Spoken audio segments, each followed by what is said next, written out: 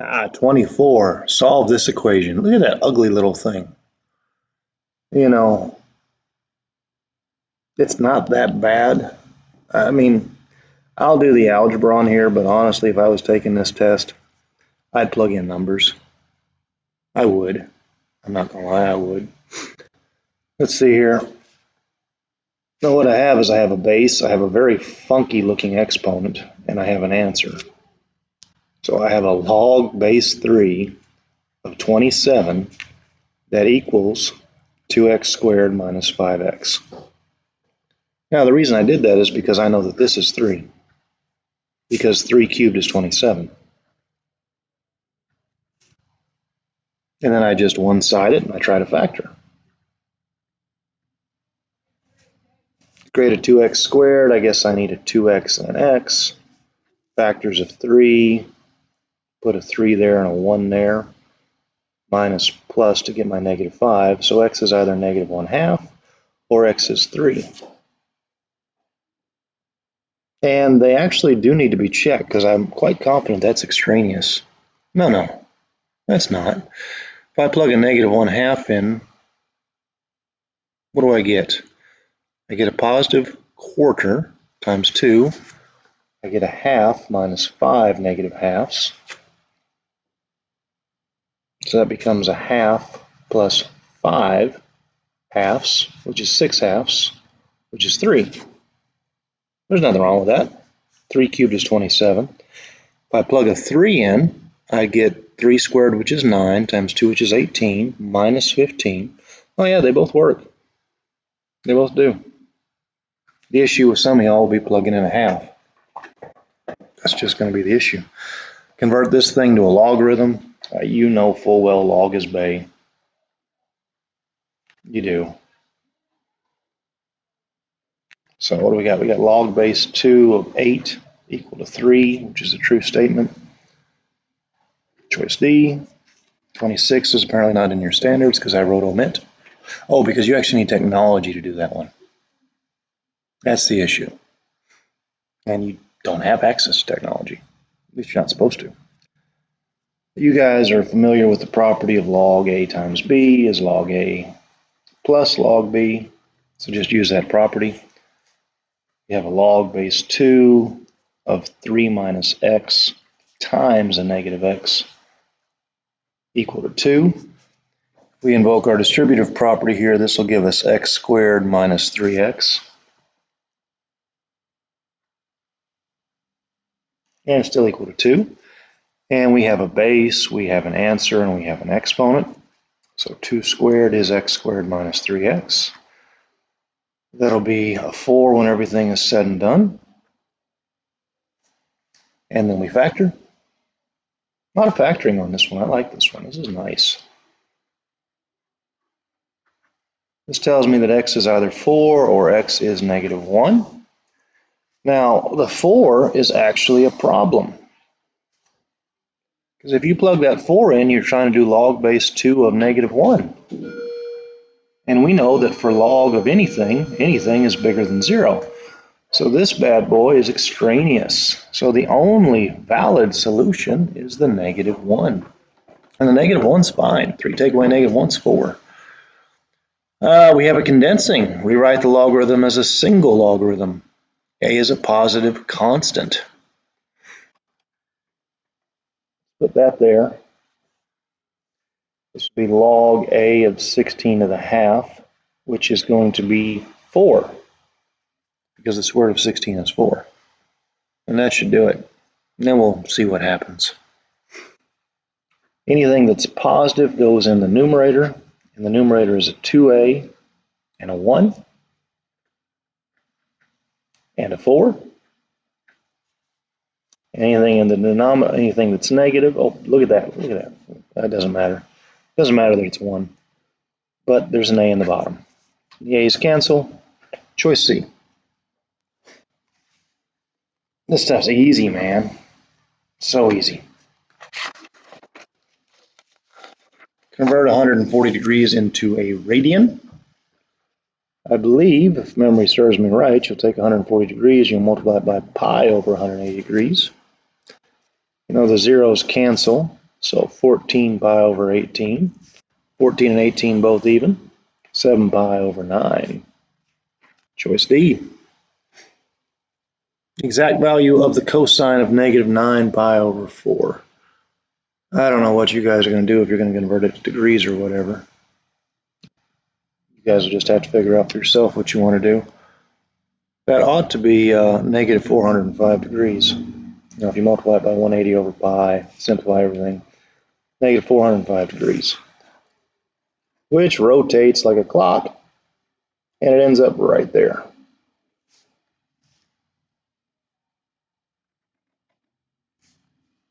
Now, you can think about your unit circle. I don't care. I don't really care how you do it. If you go with your unit circle approach and you're right here, you know, your coordinates are root 2 over 2 and negative root 2 over 2. If you like using reference angles, use your 45, 45, 90 pattern, 1, 1, root 2, that one being negative. It doesn't really matter what you do. You just pick one of them. Unit circle cosine is x. Oh, look at this. Look what they did. Those sneaky little, cheeky little cunts. We'll use that word. British expression. It's this one. Evidently, whoever came up with this test was checking to see if kids understood radicals. I hope you get that. You know, if you take 1 over root 2 and you multiply it by root 2 over root 2, you get root 2 over 2. So I hope you get that. I know kids sometimes think people are trying to trick them. They're not trying to trick you. They're trying to see if you actually understand things. Find the angle coterminal. Coterminal means same terminal side. Coterminal angles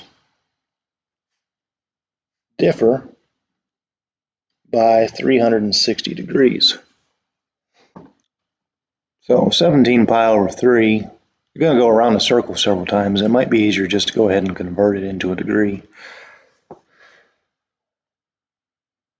So multiply by 180 over pi. The pi's are gone. 180 over 3 is 60. So I'm left with 17 times 60, which is a good sized angle. 1020 degrees, I think. Seems right. You'll have the little bitty calculators. You can figure out what 17 times 60 is if you have to. I feel like that's right. And take away 360. That's what you do. Take away 360. Now, it looks like they're going to have you take away 360 for a while because, you know, this is 60 degrees. This is negative 60 degrees. This is negative 1020. Is it that easy? No, it's not that easy. Those two angles don't lie in the same spot. Don't fall for it. This is a trap. It's a trick. Don't fall for it. Negative 2 pi over 3 is negative 120. 2 pi over 3 being 120 degrees. See, if we take away 360, I'm going to cheat here real quick, just for time-saving purposes. We get 660, which is not a choice. So I take away 360 again. I'll get 300, which is not a choice. So I take away 360 again. I get negative 60. Choice B. Find the cosine of twice theta if the sine of theta is negative 3 over 5. For the life of me, I keep misplacing this little sheet. Give me a second. Today is the last day for underclassmen to check out anything out of the library. Also, seniors, cap and gown pictures are next week. Remember we talked about that in our meeting. That's May the 3rd. You've got a form. If you need another form, come by the office and get one. But that form and money has to be turned into the office for those pictures are taken. Also, go ahead and have a running list of those people that need a picture, so we can kind of get you and have a good idea. That's my formula. Want to get those pictures taken. Today, baseball plays at Huntington at 6 o'clock, and softball plays here versus Gleason at 5 o'clock. Today, the county chess championship. Dresden versus Westview will be in the library today. That's during kind of second until the end of third period. Students, the library will be off limits during that time. Give Mr. Watson a shout out for having his team ready to compete in the championship. We'll now have our moment of silence. Now, you can draw on either quadrant 3 or quadrant 4 because here's where sine is negative.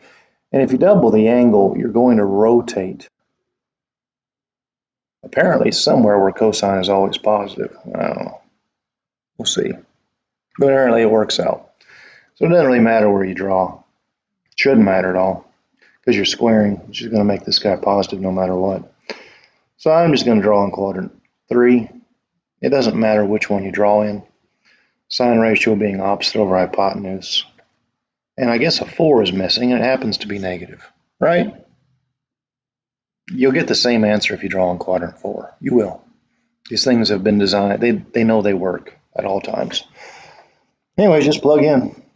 So looking at this thing, the cosine ratio is negative 4/5, and I have to square it. I'm supposed to take away a negative 3/5. If I square a 4/5, I get a 16/25. Take away a 9/25. And 16 minus 9 is 7/25. Choice B, all day long.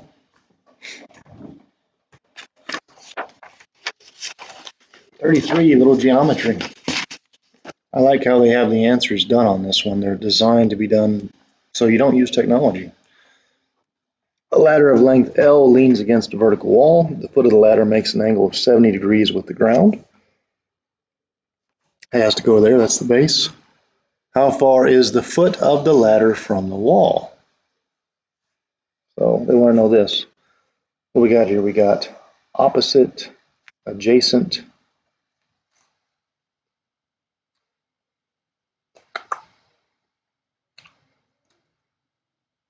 Of course, we don't know anything. That's kind of where they're getting here. You don't know anything. But this is my x. If you did tangent, it'd be the tangent of 70 equal pledge to allegiance to the flag of the United States of America and to the republic for which it stands, one nation, under God, indivisible, with liberty and justice for all. if you did tangent, it'd be opposite over x. And notice these all have L. Also, a couple other announcements. The chess club needs to go to the library. Presumably for ladder. First period. So it's not tangent. FFA officers and officer candidates need to go So to maybe they did the Holmes room during the cosine ratio. Have a great day. So the cosine of 70 is x over L. L cosines of 70 is my x. Choice D. Simplification. Simplify the sine of 2x over 1 plus the cosine of 2x. We'll do this the proper way, and then I'll show you how to cheat. Because you can cheat on these, believe it or not. They're not that hard. So I have the sine of 2x over 1 plus the cosine of 2x. I guess I could rewrite sine of 2x, and I could rewrite cosine of 2x, but I feel like I'm going to multiply by the conjugate first. I just don't know if I want to. I think I will. If I waste time, I waste time. Conjugate of 1 plus cosine of 2x is 1 minus cosine of 2x. Last I checked. So I'm going to have the sine of 2x times 1 minus the cosine of twice x up top. Down low, I'm going to have 1 minus cosine squared of twice x. This is why I did what I did. 1 minus cosine squared of twice 2x ought to be sine squared of twice x. It ought to be. No? I think it is.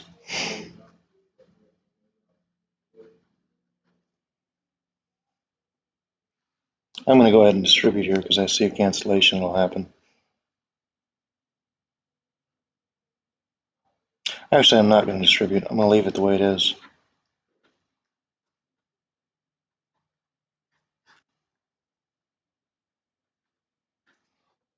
Now, I do have a cancellation I can do.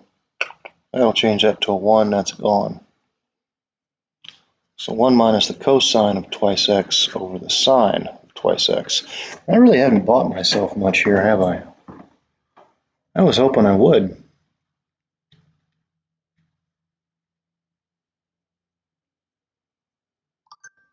Oh yeah, I have.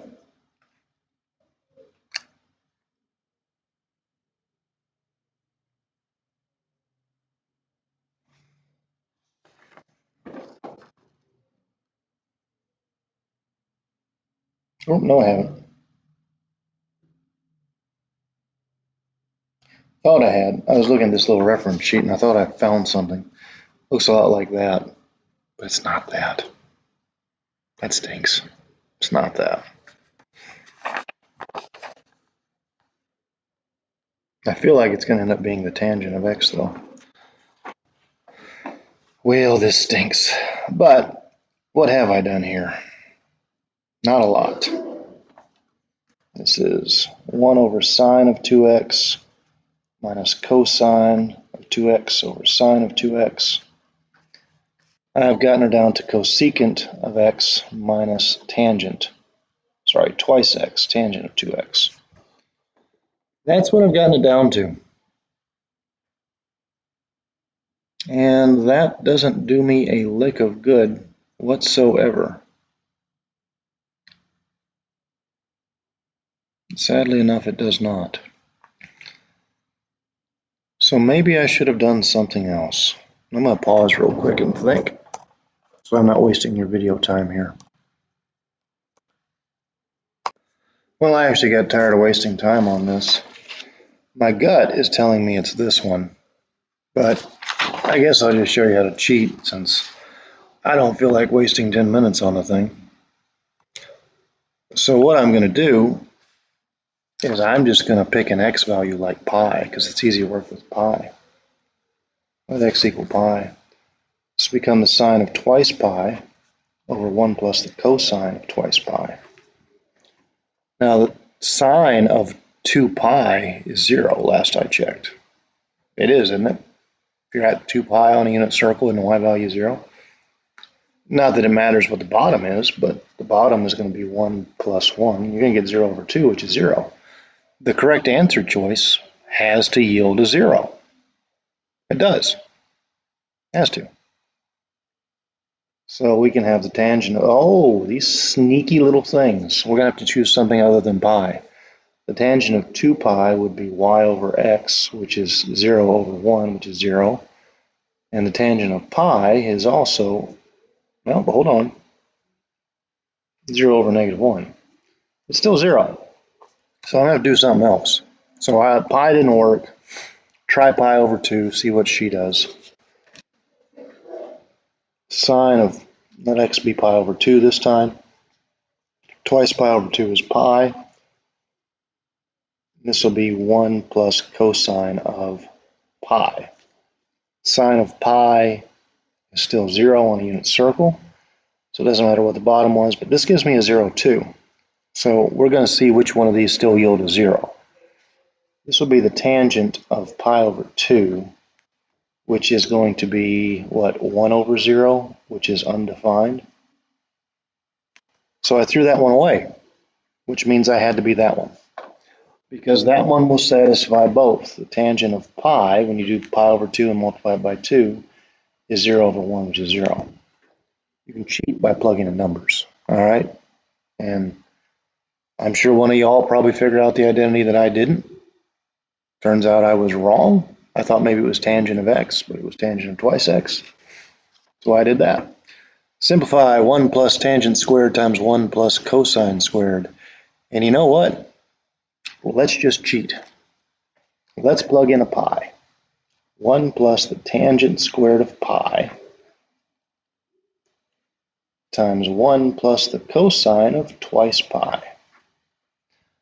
So the tangent of pi is 0 because it's y over x. This becomes a 1 because 0 squared is still 0. The cosine of twice pi is 1.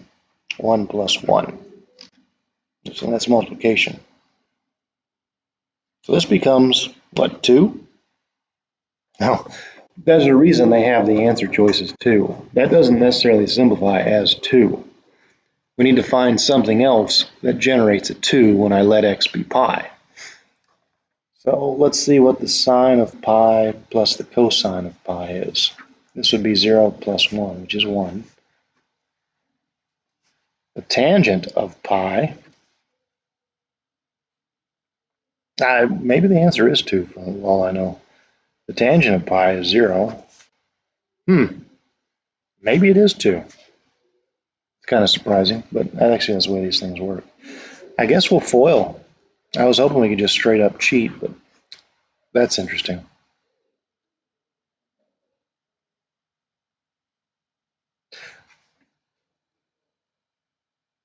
Let's plug in another thing and see if we still get a 2. Because if we do, that's what it reduces to. This time we'll let x be pi over 2.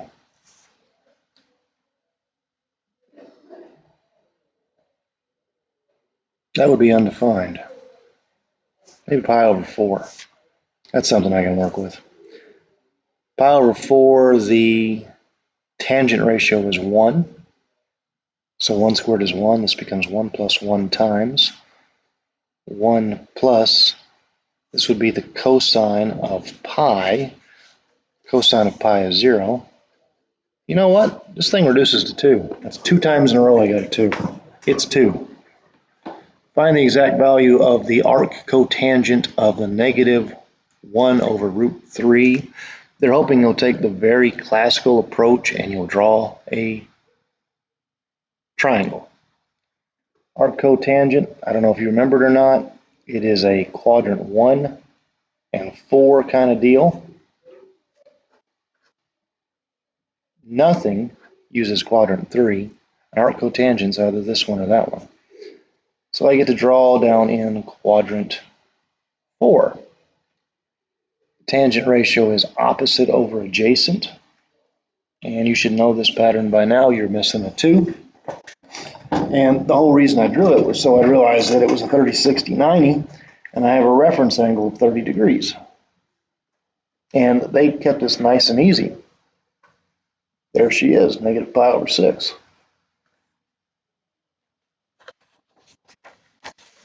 Pause this video. That way there's not too much on this one.